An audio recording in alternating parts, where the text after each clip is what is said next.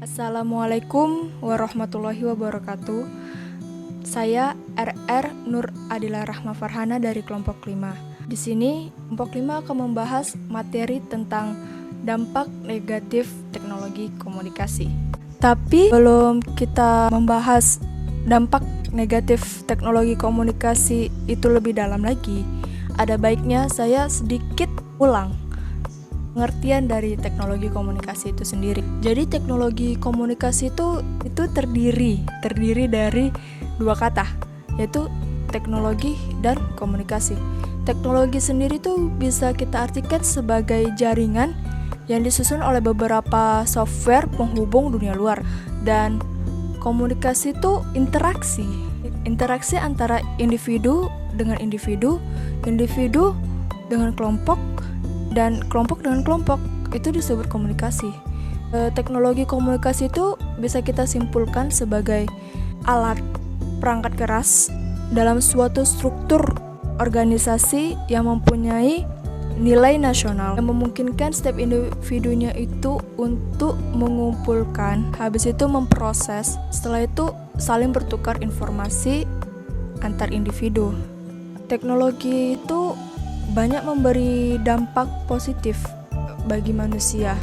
Teknologi saja tidak dapat dipisahkan dari kehidupan manusia sendiri.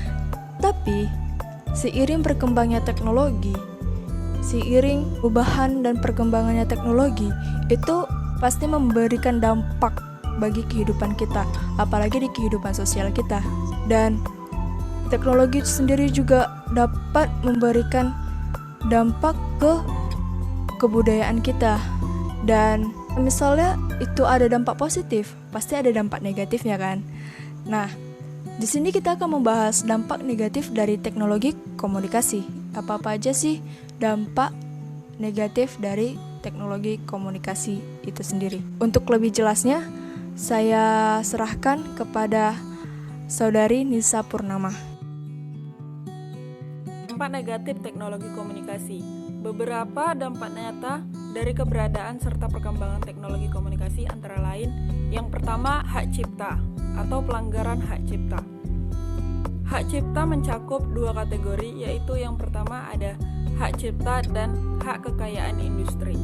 Hak cipta adalah hak eksklusif bagi pencipta maupun penerima hak untuk mengumumkan atau memperbanyak ciptaannya, maupun memberikan izin untuk tidak mengurangi pembatas menurut perundang-undangan. Sedangkan hak kekayaan industri meliputi paten, merek, desain tata letak sirkuit terpadu, rahasia dagang, dan varietas tanaman. Hukuman atau sanksi yang dapat diberikan bagi pelanggar hak cipta adalah tuntutan hukuman pidana ataupun gugatan perdata. Yang kedua, terjadinya kejahatan di internet. Kejahatan ini tidak mengenal batas negara ataupun teritorial, kapanpun dan dimanapun bisa saja muncul. Jenis-jenis kejahatan di internet terdapat unauthorized access, cyber sabotage, exploitation, illegal context, phishing, dan spamming, dan lain-lain. Yang ketiga, ada pornografi. Kebebasan mengakses internet pada gadget membuat banyak orang mengakses konten-konten dewasa. Pemerintah sempat membatasi konten-konten dewasa beberapa tahun lalu.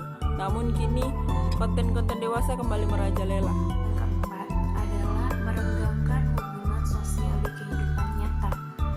Dengan perkembangan teknologi komunikasi dapat menimbulkan dampak negatif bagi individu terhadap orang-orang di sekitarnya. Seperti yang sering kita lihat, banyak orang yang saling kenal namun mereka tidak berkomunikasi, lebih sibuk dengan gadgetnya masing-masing.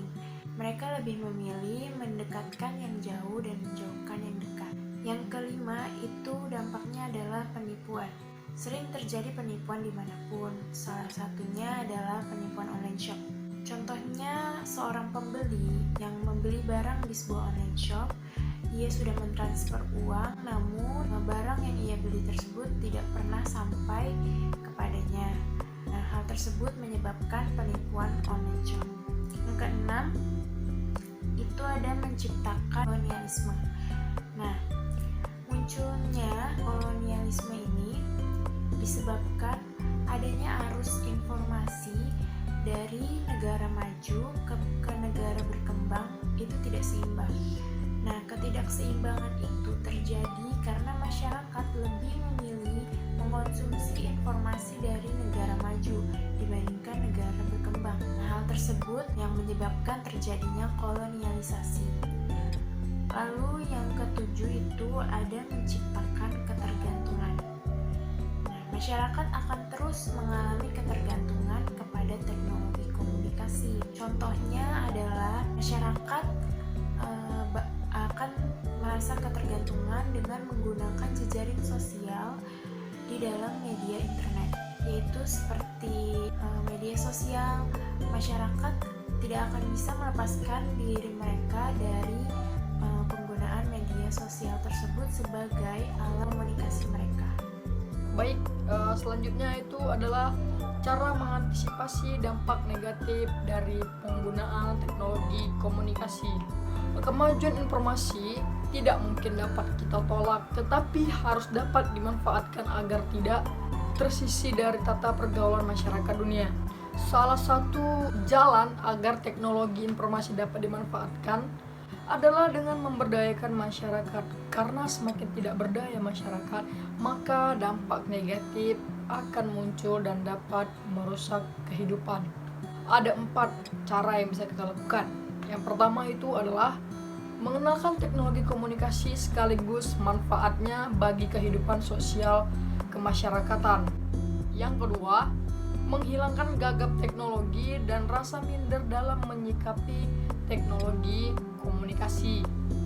Cara yang ketiga, mengenalkan dan mengingatkan masyarakat akan kemungkinan dampak negatif yang dapat muncul dalam pemanfaatan teknologi komunikasi.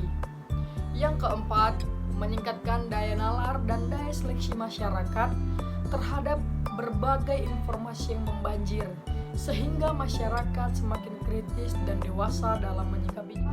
Itu tadi beberapa pemaparan teori dari kelompok 5 dengan makalah yang berjudul Dampak Negatif Teknologi Komunikasi.